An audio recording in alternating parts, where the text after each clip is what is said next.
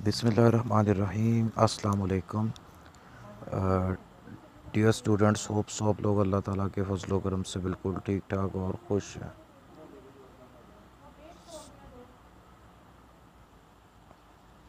तो ये फ़िशेस के अंदर एवोल्यूशनरी प्रेशर का नेक्स्ट पार्ट है, जिसके अंदर हम फ़िश के मेंटेनेंस फंक्शंस या उसकी बॉडी के सिस्टम्स डिस्कस कर रहे हैं।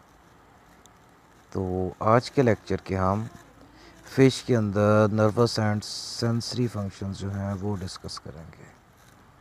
तो अल्लाह का नाम लेके इसको शुरू करते हैं।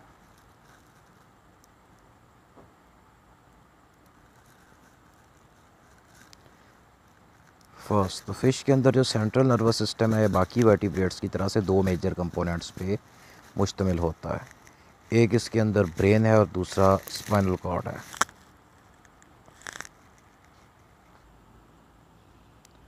तो इन दो मेजर कंपोनेंट्स के अलावा फ़िशेस के अंदर कई तरह के सेंसरी रिसेप्टर्स पाए जाते हैं, जिनके अंदर से कई बड़े यूनिक किस्म के होते हैं। उनकी डिटेल हम आगे पढ़ेंगे। तो ये इनकी बॉडी के ऊपर वाइडली डिस्ट्रीब्यूटेड होते हैं, मतलब कि सिर्फ हेड रीजन के अंदर ही नहीं, बॉडी के बाकी रीजन्स के अंदर भी।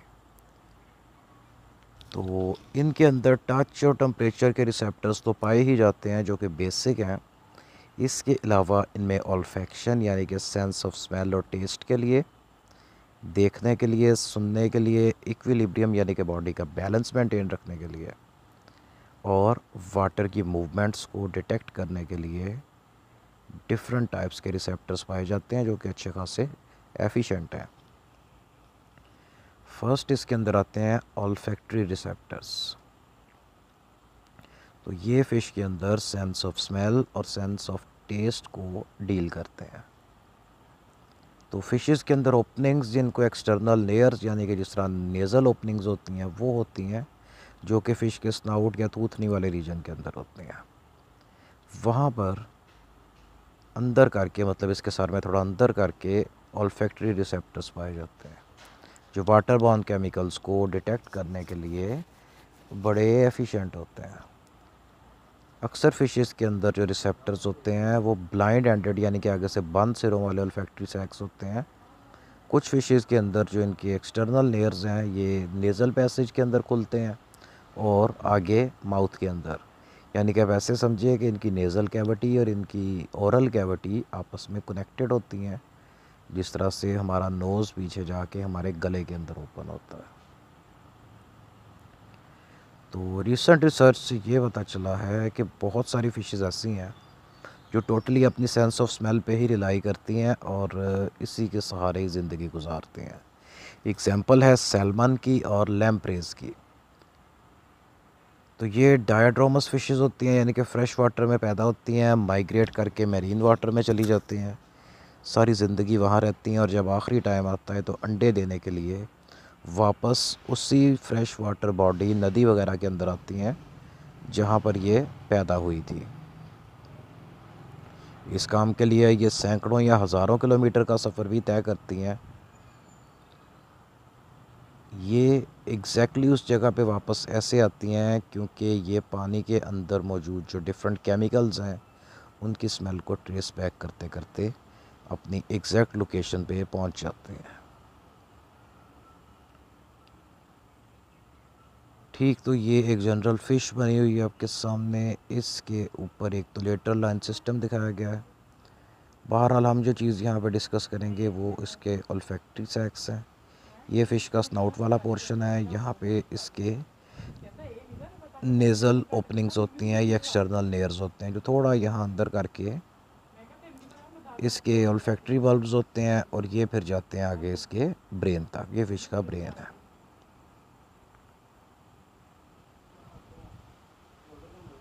ठीक हो गया। ये फर्दर फ़िश के अंदर जो इसके ऑल्फैक्टरी रिसेप्टर्स हैं ये दिखाए गए हैं। तो डिफरेंट फ़िशेस के अंदर इसकी जो शेप्स या टाइप्स होती हैं थोड़ी थोड़ी डिफरेंट होती हैं।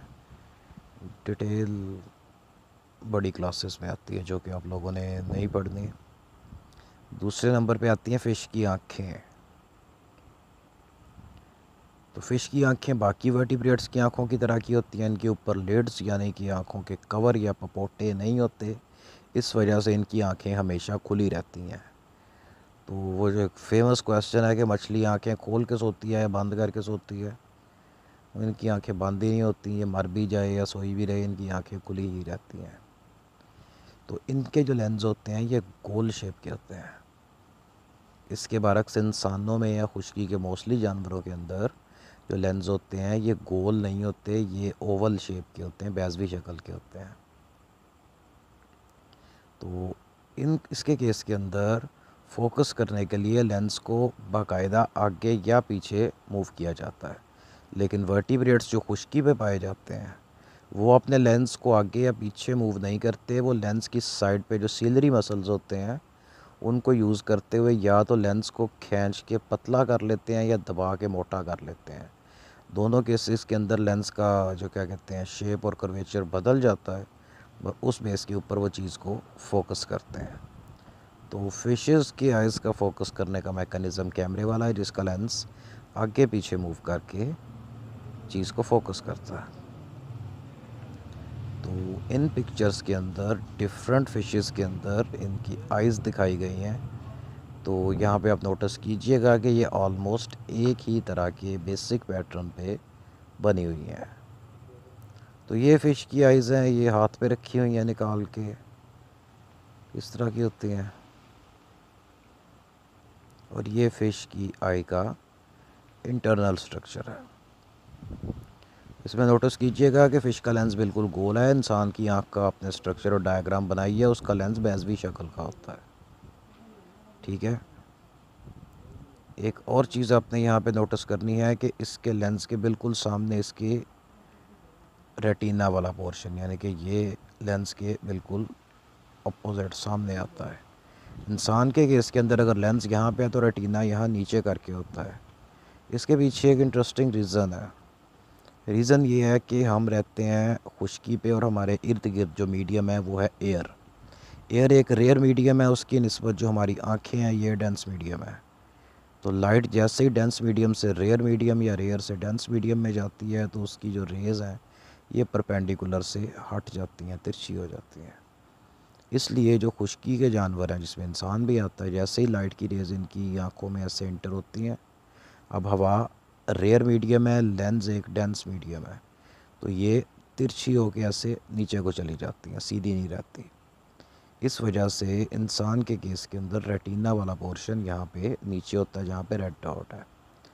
फिशेस के केस के अंदर बाहर भी पानी है और इसके अंदर भी मतलब कि लेंस है, थिक है, इसलिए अंदर और बाहर की विस्कोसिटी तकरीबन एक ही तरह की होती है और लाइट एक डेंस मीडियम से एक दूसरे डेंस मीडियम में इंटर हो रही है, इसलिए ये परपेंडिकुलर से बैंड नहीं होती है, ऐसे सीधी चलती चलती यहाँ पे टकराती है। थर्ड, ईयर्स, मछली के कान। तो मछलियों के अंदर एक्सटर्नल ईयर्स नहीं होते, इस करके बाहर आपको मछलियों के कान लगे हुए नज़र नहीं आते, और इनके अंदर सिर्फ इनर ईयर्स होते हैं। कान के 3 हिस्से होते हैं, आउटर ईयर, मिडल ईयर और इनर ईयर। इनके अंदर सिर्फ इनर ईयर्स होते हैं। तो यहाँ पे इक्विलिब्रियम, बैलेंस और सुनने वाले रिसेप्टर्स पाए जाते हैं और इनकी वर्किंग बाकी वर्टिब्रेट्स की तरह की होती है। फर्स्ट पे आते हैं इक्विलिब्रियम। तो यहाँ पे सेमी सर्कुलर कैनाल्स होती हैं जो रोटेशनल मूवमेंट को डिटेक्ट करती हैं, यानी कि जब बॉडी स्पिन करती है, चक्कर लगाती है उन मूवमेंट्स को। इसके अलावा इसमें न्यूरॉन्स के छोटे छोटे पैचेस होते हैं जिनको सेंसरी पैचेस कहा जाता है। तो ये ग्रेविटी को डिटेक्ट करते हैं कि ग्रेविटी किस तरफ को होगी, उस हिसाब से बॉडी की ओरिएंटेशन यानी कि उसकी पोजीशन को सीधा करते हैं। तो टेक्निकली हर जानदार के लिए ग्रेविटी नीचे वाली साइड पे ही होती है, इस करके उस हिसाब से ये अपनी बॉडी को एडजस्ट कर लेते हैं। तो इनमें आउटर और मिडल ईयर नहीं होते, इस करके इनकी जो साउंड वेव्स होती हैं ये इसकी बोन्स और इवन के इसके मसल्स के थ्रू गुज़र के इसके इंटरनल ईयर्स तक पहुंचती हैं। ठीक है, ये फ़िश के इंटरनल ईयर्स का स्ट्रक्चर है और सेमी सर्कुलर कैनाल्स हैं। ये ऊपर से अगर देखेंगे तो एक इस कान की है, किस कान की है, वैसे एक को देखेंगे तो इस तरह की नज़र आती है। तो यहाँ पे नोटिस करें कि इसके अंदर कोई भी आउटर या मिडल ईयर नहीं है, सिर्फ़ और सिर्फ इनर ईयर्स हैं। तो इक्विलिब्रियम के बाद दूसरा हीरिंग, सुनने का प्रोसेस। तो वो लोग जो मछलियाँ वगैरह पकड़ते हैं कांटा लगा के या कुंडी से मछलियाँ पकड़ते हैं, जिसको एंगलिंग भी कहा जाता है, इनको पता होता है कि जो फिशेस होती हैं ये आवाज़ें सुन सकती हैं, इस करके कहते हैं शोर मत करें, वरना मछली पानी में से आवाज़ सुन के भाग जाएगी और कांटे को नहीं लगेगी आके। तो फिशेस डिफरेंट किस्म की वाइब्रेशंस और साउंड वेव्स को सुन सकती हैं, जो पानी के अंदर से ट्रैवल करती हुई इनकी स्कल बोन्स तक और वहाँ से फिर मिडल ईयर्स तक जाती हैं। इसके अलावा कई फिशेस के अंदर छोटी छोटी हड्डियाँ, जिनको ऑसिकल्स कहते हैं, उनकी एक चेन होती है, मतलब कि डिफरेंट हड्डियाँ थोड़े थोड़े फासले पे चेन की तरह एक दूसरे से जुड़ी होती हैं। उनके सिरे एक दूसरे को थोड़ा थोड़ा टच करते हैं, तो जैसे ही वो साउंड या वाइब्रेशन आती है वो स्टिमुलेट हो जाती हैं और वाइब्रेशन आगे पास होती हुई इनर तक चली जाती है, इनर ईयर तक। तो ये जो चेन ऑफ ऑसिकल्स हैं ये इसके वर्टिब्री यानी कि रीढ़ की हड्डी के जो मोरे होते हैं उसकी ही मॉडिफाइड शक्ल है। तो इसका काम ये होता है एक्चुअल के स्विम ब्लैडर को स्कल की बैक से कनेक्ट करती है। अब स्विम ब्लैडर चूँकि एक बहुत बड़े बैलून की तरह का होता है, इस करके वो डिफरेंट साउंड्स और वाइब्रेशंस को पिक कर सकता है। ये एक्सपेरिमेंट आप ख़ुद कर सकते हैं कि कोई भी बैलून गुब्बारा बच्चों के खेलने वाला उसको फिल करें और उसको टीवी वगैरह के पास या किसी भी साउंड के सोर्स के पास करें, हाथ में पकड़ के, तो आपको फ़ील हो जाएगा तो गुब्बारे की सरफेस वाइब्रेट कर रही है, यानी कि वो साउंड वेव्स को पिक कर रहा है। तो कोई भी साउंड वाइब्रेशन या फिश की बॉडी से टकराती हैं तो स्विम ब्लैडर उनको पिक करता है और उनको एम्पलीफाई करता है, यानी कि उनको ऊंचा कर देता है, और उसके बाद इन्हीं ऑसिकल्स की चेन के थ्रू उसको स्कल तक पहुंचा देता है, जहां पे इनर ईयर्स होते हैं।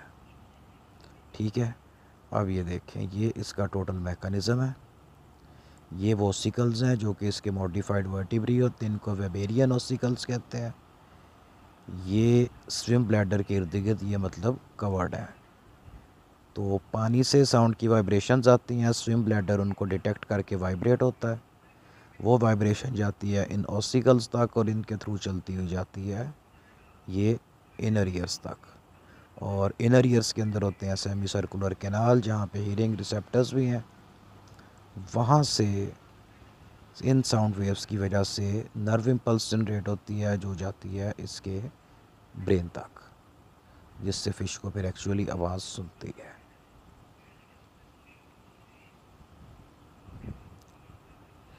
तो next evolution of balance and hearing. तो फ़िश का लेटरल लाइन सिस्टम, यानी कि फ़िश की बॉडी के ऊपर इस तरह से एक हॉरिजेंटल लाइन बनी होती है, विजिबली नज़र भी आती है, उसको लेटरल लाइन सिस्टम कहा जाता है। तो ये और इसकी हियरिंग की सेंस आपस में इंटरकनेक्टेड है।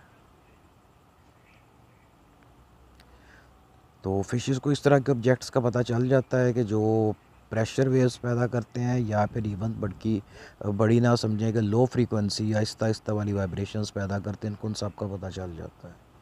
उस काम के लिए अपना लेटरल लाइन सिस्टम यूज़ करते हैं। ये छोटी छोटी कैनाल्स पे मुश्तमिल होता है, जो फ़िश की स्किन के नीचे इसकी पूरी बॉडी की लेंथ में फैला होता है। तो फॉर एग्ज़ाम्पल ये फ़िश है ना, तो इतने हिस्से को बड़ा करके देखें तो ये लेटरल लाइन सिस्टम के पार्ट्स हैं, और इसमें से भी ये एक इसके यूनिट को बड़ा करके देखें तो ये इस तरह का नज़र आता है।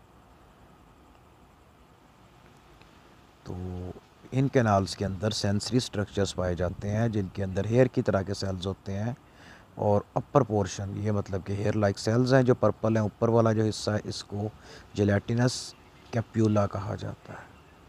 तो वाइब्रेशन जैसे फ़िश की बॉडी से टकराती हैं, ये जो हेयर लाइक ऑर्गन है ये स्टिमुलेट होते हैं, और इसकी वजह से वाइब्रेशंस इस जेल लाइक पोर्शन में शिफ्ट हो जाती हैं। तो हेयर सेल्स वाइब्रेशन की वजह से बैंड होते हैं, बैंड होने की वजह से डीपोलराइजेशन है, और यहाँ से ये इनके नीचे पीले पीले न्यूरॉन अटैच हैं, यहाँ से नर्व इम्पल्स जनरेट होती है।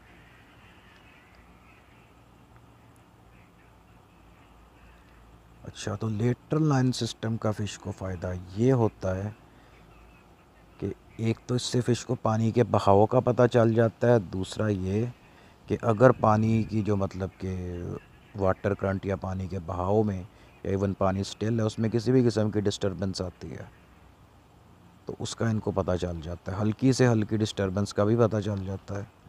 हालांकि फ़िश का मुंह चाहे परली तरफ को भी है, फिर भी उसको पता चल जाता है कि कोई प्रेडेटर या प्रे पानी के अंदर डिस्टरबेंस क्रिएट कर रहा है और वो उसकी तरफ को आ रहा है। तो ये बहुत लो फ्रीक्वेंसी साउंड्स भी डिटेक्ट कर सकती हैं इस तरह से, और ये या तो फिर शिकार पकड़ने के लिए अलर्ट हो जाती हैं या फिर अपनी जान बचा के भागने के लिए तैयार हो जाती हैं। ठीक, तो यही लेटरल लाइन सिस्टम है जो थोड़ा बड़ा करके दिखाया गया इसमें।